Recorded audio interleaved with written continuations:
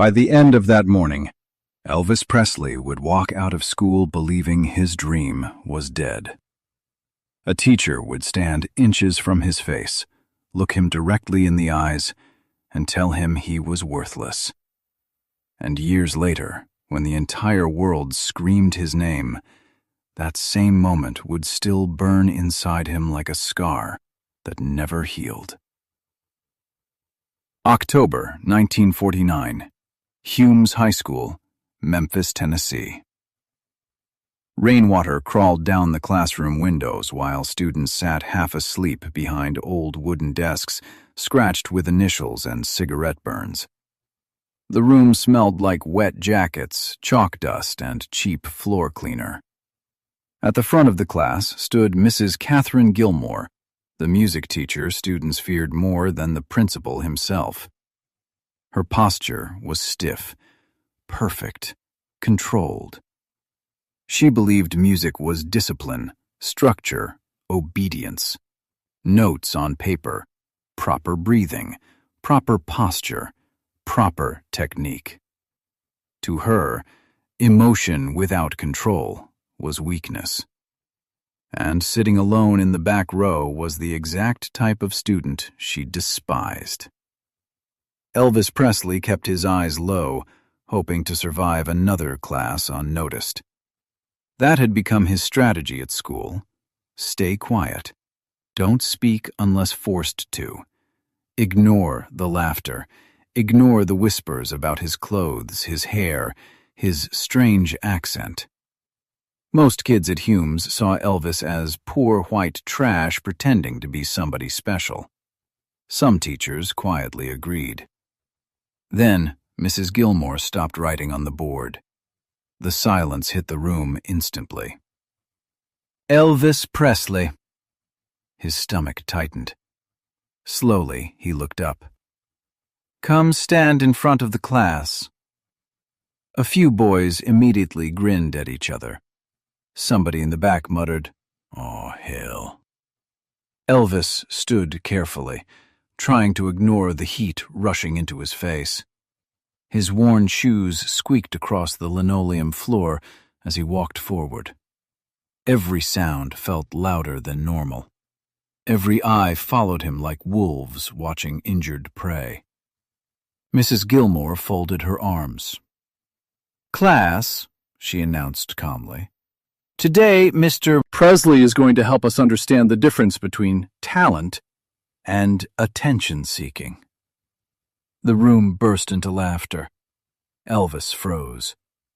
Weeks earlier, Mrs. Gilmore had asked if anyone played an instrument. Elvis had quietly admitted he played guitar and sometimes sang around Memphis. It was the first confident thing he'd said all semester. It had been a mistake. From that moment on, she looked at him differently, like he was arrogant, delusional, another foolish teenager chasing impossible dreams. "I asked Mr. Presley to bring his guitar today," Mrs. Gilmore continued. Elvis's pulse jumped. He didn't have the guitar anymore.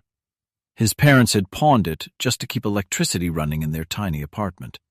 But before he could explain, Mrs. Gilmore tilted her head with fake sympathy. "Oh, you forgot it." More laughter. "How unfortunate." Elvis could feel his chest tightening now. He opened his mouth carefully. "Ma'am, No excuses," she snapped. "If you truly have musical ability, then surely you can sing without hiding behind an instrument." The room went quiet again. 30 students stared directly at him, waiting, hoping. Some for entertainment, some for disaster. Elvis's throat felt dry as sandpaper. His fingers shook at his sides. Every survival instinct inside him screamed to run. But another feeling slowly rose beneath the fear. Pride. Because music was the only thing he had that made him feel important. I don't know what to sing," he whispered. Mrs. Gilmore smiled coldly. "Anything you want. Something that proves you deserve everyone's attention. The class snickered again. Elvis closed his eyes. For one horrible second, he heard nothing except his own heartbeat. Then he started singing. Old Shep, his mother's favorite song. The first words came out weak and trembling. Fear cracked through every syllable. But then the strange thing happened. The same thing that always happened whenever Elvis sang from the heart. The world disappeared. The classroom vanished. The laughter vanished. Suddenly, the fear inside him transformed into something else entirely. Pain. Real pain. His voice deepened, grew rougher, more emotional. He stopped trying to sound perfect and started sounding real. Every word carried loneliness, hunger, love, grief. A kind of sadness far too heavy for a 14-year-old boy. And slowly, the room changed. The students stopped smiling. A girl near the windows lowered her pencil without realizing it. One boy who had laughed the loudest slowly looked down at his desk. Even Mrs. Gilmore's expression shifted for half a second. Because, despite everything technically wrong about Elvis's voice, people could feel it. The song wrapped around the room like smoke, raw, imperfect, human. When Elvis finished, silence swallowed the classroom whole. A dangerous silence. For one tiny moment, hope entered his chest. Maybe she understood now. Maybe she finally heard what he was trying to become. Then Mrs. Gilmore began clapping, slow, sharp, mocking. The sound cut through him like glass. "Well," she said, "thank you for that deeply confusing performance." The hope inside Elvis died instantly. Mrs. Gilmore turned toward the class like a surgeon preparing an operation. "Students, pay close attention. What you just witnessed is exactly what happens when emotion replaces discipline." Elvis stood frozen while she circled around him. "Notice the terrible breath support, the unstable pitch, the complete lack of vocal control." Every sentence felt heavier. "Now, listen carefully to the style itself. Is he singing country? Blues? Gospel? He clearly has no understanding of musical identity." Some students looked uncomfortable now. Others stared at Elvis with pity. But Mrs. Gilmore wasn't finished. Not even close. She stopped directly in front of him. "I've taught music for 18 years, she said quietly. "I know the difference between true talent and fantasy." Elvis slowly raised his eyes toward hers, and then she destroyed him. "You are not talented, Elvis." The room went dead silent. "You are emotional, loud, undisciplined. But talent..." She shook her head slowly. "No." Elvis felt his chest collapse inward. "Playing guitar for tips around Memphis is not a future. It is childish pretending." Each word landed harder than the last. "You don't understand music theory." Another hit. "You have no technical training." Another. "Your voice is messy." Another. "And worst of all," she leaned closer, "you confuse attention with greatness." Elvis couldn't breathe. His eyes burned, but he refused to cry in front of them. Mrs. Gilmore lowered her voice to almost a whisper. "So let me save you years of embarrassment. The classroom felt ice cold. You will never become a professional singer. A pause. You do not have what it takes. Elvis stared at the floor while humiliation crushed him from every direction. Then came the final blow. Stop wasting everyone's time with this fantasy. Nobody laughed anymore. Now the room only felt cruel. Elvis turned slowly and walked back toward his desk, while the entire classroom watched in silence. Every step felt heavier than the last, like something inside him had cracked open permanently. And deep down, a terrifying question had already started growing inside his head. What if she was right? Elvis Presley walked out of Hume's High School that day without telling anyone. He didn't wait for the next class, didn't look at his friends, didn't even grab his books. He just kept walking, his ears still ringing with Mrs. Gilmore's voice. You will never become a professional singer. The words repeated over and over inside his skull like a curse. Outside, Memphis looked gray and lifeless beneath the cold October rain. Cars hissed through puddles. Store signs flickered weakly through the fog. Elvis climbed onto the city bus with his head lowered, praying nobody would recognize the tears burning in his eyes. He sat alone near the back, while the streets slid past the window in blurry streaks. For the first time in his life, music scared him. Not because he hated it, because maybe he loved it too much. And if Mrs. Gilmore was right, then the one thing that made him feel alive was nothing more than a stupid fantasy. The thought hollowed him out from the inside. By the time he reached Lauderdale Courts, the rain had soaked through his thin jacket. He climbed the apartment stairs slowly, shoulders heavy, face pale. The tiny apartment smelled like soap, fried potatoes, and laundry steam. His mother, Gladys Presley, stood in the kitchen folding clothes. The second she looked at him, her expression changed. "Mama," Elvis whispered. And suddenly the wall inside him shattered. He broke completely. The tears came hard and violent. Months of humiliation, loneliness, fear, every ugly feeling he'd buried exploded out of him all at once. Gladys rushed toward him instantly, grabbing his face with both hands. "Baby, what happened?" Elvis tried to speak, but the words collapsed into shaking breaths. Finally, he told her everything. The classroom, the laughter, the singing, Mrs. Gilmore walking around him like he was worthless, the words she said, every single one. And as Gladys listened, her eyes slowly filled with rage.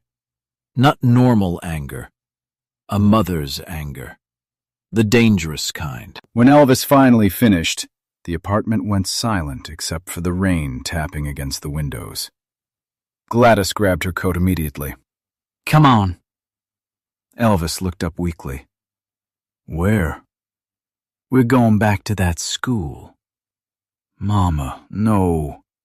"Yes." Her voice sharpened instantly. "No teacher humiliates my son in front of a classroom and gets away with it." 20 minutes later, Gladys Presley stormed through Hume's High School like a woman marching into war. Elvis followed behind her, nervous and embarrassed, but deep inside, another feeling quietly grew. Relief, because somebody still believed in him. They entered the principal's office. Robert Cole, the principal, listened carefully while Gladys described exactly what Mrs. Gilmore had done. At first he tried remaining diplomatic. "I'm sure Mrs. Gilmore believed she was offering constructive criticism." "That wasn't criticism," Gladys snapped. "That was cruelty." The room went still. "She used my boy as entertainment. She humiliated him because he sings differently. Mr. Cole adjusted his glasses nervously. Mrs. Presley, music education can sometimes require— No, Gladys stepped closer. What she did was try to kill something beautiful before it even had a chance to grow. Even Elvis felt chills hearing that sentence, because deep down, that was exactly what it felt like something inside him had almost died in that classroom. The principal promised he would speak with Mrs. Gilmore, but Elvis could already tell it meant nothing. Adults protected adults. That was how the world worked. When they finally left the school, darkness had started swallowing Memphis street by street. The cold wind whipped around them as they walked home from the bus stop. For several minutes, neither of them spoke. Then Gladys suddenly stopped walking. She turned toward Elvis and grabbed his arm tightly. "Listen to me carefully, baby." Elvis looked up. That woman was wrong. He stared at the sidewalk. "She's been teaching music 18 years. So what?" Gladys fired back instantly. "Teaching music ain't the same thing as understanding people." Elvis stayed silent. Gladys softened her voice. "You know why people like her get angry?" He shook his head. "Because you make them uncomfortable."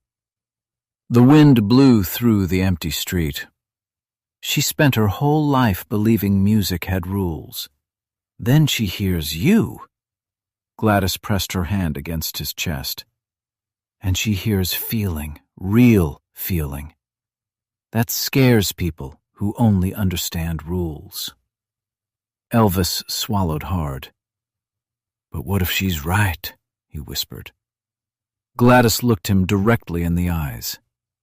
"Baby, the world changes because of people who don't fit inside other people's boxes."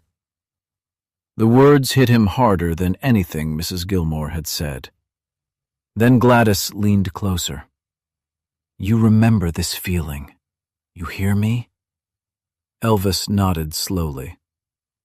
"You take every ounce of hurt that woman gave you, and you turn it into fuel." Something shifted inside him, small, dangerous, like a spark landing in gasoline. That night Elvis couldn't sleep. He lay awake staring at the cracked ceiling while rainwater tapped softly outside.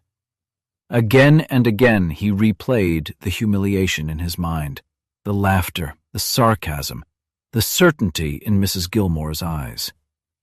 You will never become a professional singer.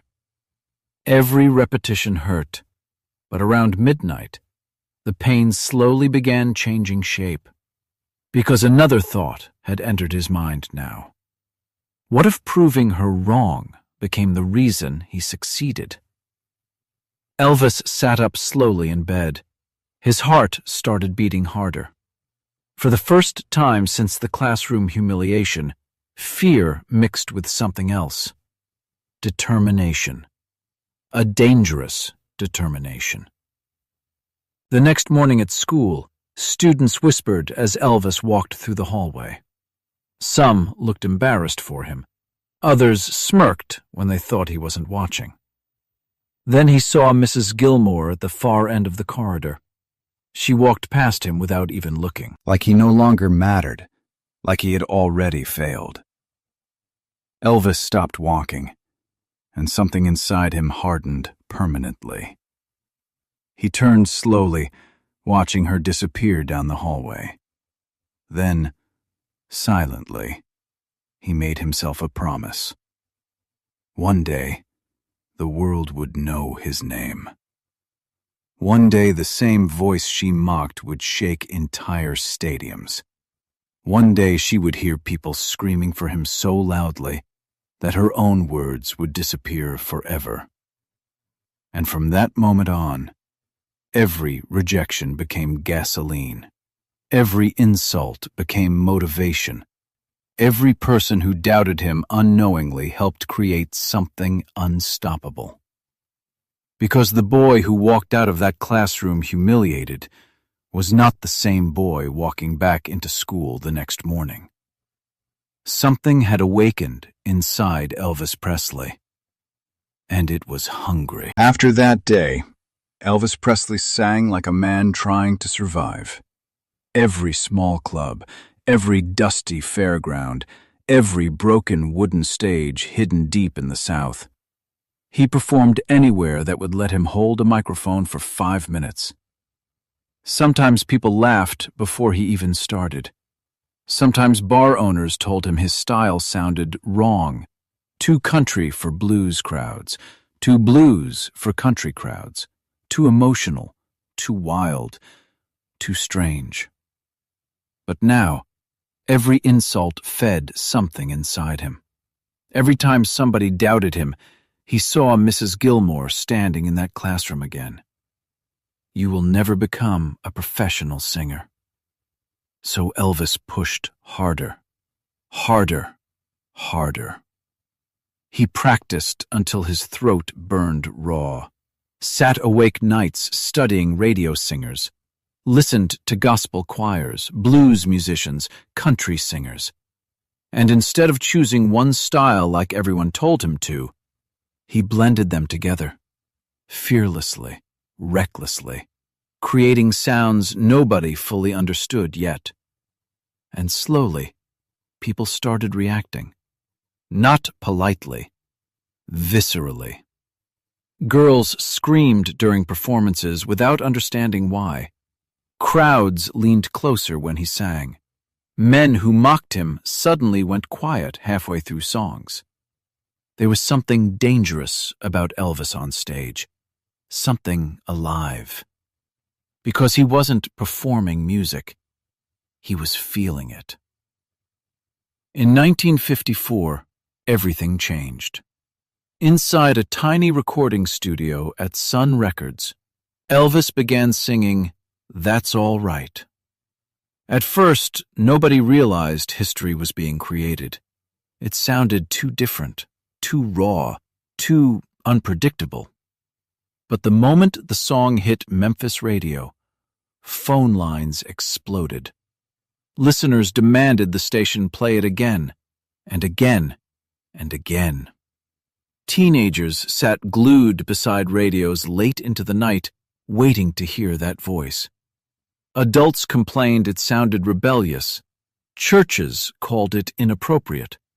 Critics said it would never last. Elvis secretly loved hearing that, because it sounded exactly like Mrs. Gilmore. By 1955, crowds were becoming uncontrollable. Girls cried when he walked on stage. Some fainted. Newspapers called him dangerous. Radio hosts called him inappropriate. Older musicians mocked him publicly. But the louder they criticized him, the bigger he became. And deep inside, Elvis still carried the memory of that classroom humiliation like a hidden wound. Sometimes after concerts, when thousands of screaming fans finally disappeared and hotel rooms turned silent again, he would sit alone, remembering the exact look on Mrs. Gilmore's face when she told him he wasn't special. It still hurt, not because he believed her anymore, because part of him never forgot what it felt like to be powerless. Then came 1956. Everything exploded. Elvis Presley wasn't just becoming famous anymore. He was becoming immortal. Television appearances caused national outrage. Parents called him vulgar. Pastors preached against him from church pulpits. Politicians criticized him publicly. Meanwhile, teenagers worshipped him like a revolution wearing human skin. And somewhere in Memphis, Mrs. Catherine Gilmore watched all of it happen in stunned silence. One morning in 1957, she sat alone at her kitchen table reading the newspaper. Across the front page was Elvis Presley performing in front of thousands of screaming fans. Flashbulbs exploded around him like lightning. The headline called him the biggest star in America. Mrs. Gilmore stared at the photograph for a very long time. Then something cold moved through her chest. Regret. Not simple regret. The sickening realization that she had stood directly in front of greatness and failed to recognize it. Worse, she had tried to destroy it. For days, the guilt haunted her. Finally, unable to carry it any more, she sat down at her kitchen table and wrote Elvis a letter by hand. Every word felt heavy. She apologized for humiliating him, admitted she had been blinded by rigid ideas about what music should sound like. She confessed that watching his success had taught her more than 18 years of teaching ever had. Then she wrote the hardest sentence of all. I was wrong about you. She mailed the letter expecting nothing. But weeks later, Elvis Presley walked back into Hume's high school. The same school, the same hallway, the same classroom where his dream had nearly died. Mrs. Gilmore waited nervously inside, her hands trembling slightly on the desk. She looked older now, smaller somehow, fragile. Then Elvis stepped into the room. For a moment, neither of them spoke. The silence felt enormous, because 8 years earlier, this exact room had broken a 14-year-old boy. Now the boy had returned as the most famous singer on earth. Mrs. Gilmore stood shakily. Mr. Presley, I'm so deeply sorry for what I said to you that day. Elvis looked around the classroom slowly. He could still see it. The students, the laughter, the humiliation, the fear. For a second, the old pain returned so sharply it almost surprised him. Then he looked back at her and smiled gently. I got your letter. Mrs. Gilmore lowered her eyes. I was cruel. Yes, ma'am, Elvis said softly. You were. The honesty hit harder than anger. Tears instantly filled her eyes. But I came here to thank you. Her head lifted in confusion. Thank me? Elvis nodded slowly. That day hurt me worse than you probably ever knew. His voice remained calm, but emotion quietly moved underneath every word. I went home thinking maybe my dream was stupid. Maybe I should quit. Mrs. Gilmore looked devastated. But then something happened. Elvis smiled faintly. I realized you gave me a choice. The room stayed silent. I could believe you, a pause, or I could prove you wrong. Mrs. Gilmore covered her mouth as tears rolled down her cheeks. And every time somebody rejected me after that, Elvis continued, every time a crowd laughed, every time a producer said no, every time people told me I sounded strange. He looked directly into her eyes. I heard your voice. The classroom felt frozen. And it made me fight harder. Mrs. Gilmore began crying openly now. I didn't understand you, she whispered. No, ma'am, Elvis replied gently. You understood music rules. You just didn't understand change. The words landed softly, but they carried truth powerful enough to change a life. Mrs. Gilmore wiped her eyes shakily. Because of you, I changed the way I teach. Elvis tilted his head slightly. I tell students now, there's more than one way to make music. More than one way to matter. For a moment, neither spoke. Then Elvis looked around the classroom one last time. You know the craziest part? He said quietly. Mrs. Gilmore waited. That day you humiliated me. Elvis smiled sadly. It became one of the best things that ever happened to me. She stared at him in disbelief. Because it taught me something I never forgot. Elvis stepped toward the door. The people who say you can't change the world are usually people terrified that you will. Then he paused. And sometimes, he said softly, the best revenge isn't making people suffer. He looked back at her. It's becoming something they could never imagine. Elvis Presley kept Mrs. Gilmore's apology letter in his wallet for the rest of his life. Not as proof that he won, but as a reminder that pain can become fuel, that rejection can become power, and that one moment of humiliation can accidentally create a legend.